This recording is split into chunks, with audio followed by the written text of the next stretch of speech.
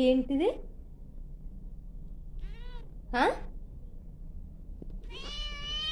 ఎందుకురా అంత కోపము?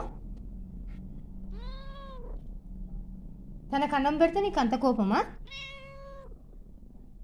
వామ్మో, అట్లా తప్పు కాదు. నీకెట్లా అన్నం కావాలనో తనకు కూడా అట్లనే అన్నం కావాలి.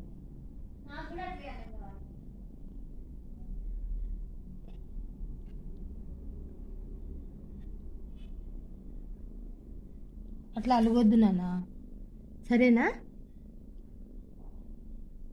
అలగొద్దు అని చెప్పినాగా. తను ఏమన్నా ఇంట్లో ఉంటున్నాడారా?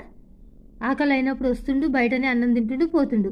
అన్నం పెట్టినందుకు అంత లావు పెట్టిన ముఖము. పెద్దగా అయితే నువ్వు కూడా అంతే, నువ్వు కూడా గట్టిన బయటికి పోతావు. చిన్నప్పుడే ఎవరైనా ఇంట్లో ఉండేది, పిల్లైనా మనుషులైనా.